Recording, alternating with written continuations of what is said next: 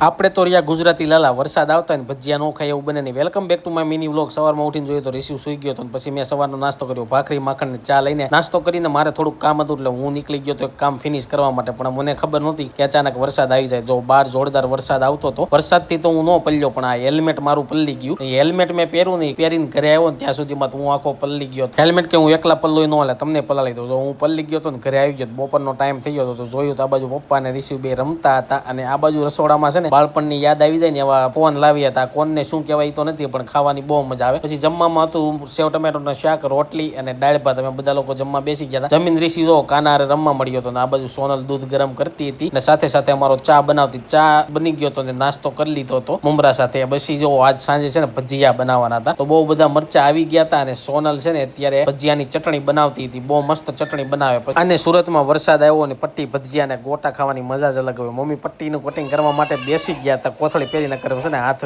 બળે બહુ. પછી જો ગોટા પાડવાનું ચાલુ કરી દીધું. કોના ગોટા ફેવરિટ છે? અમે આને ગોટા કહીએ, તમે બટાકા વડા કહેતા હશો. મસ્ત મજાની કડકડી પટ્ટી રેડી થઈ ગઈ હતી. પટ્ટી ખાવાની મજા જ કાંઈક અલગ છે. પટ્ટી બની ગઈ ને એટલે પછી જો મેં બધા લોકોને પૂછ્યું કે પટ્ટી કેવી બની હતી, તો સોનલે પહેલી વાર બનાવી એટલે બધાએ કીધું બહુ સુપર બની હતી. રોહિતભાઈને પટ્ટી ફૂલ ફેવરિટ છે. આ વિડીયો સારો લાઈક શેર ફોલો કરી દેજો. આવજો. જય માતા.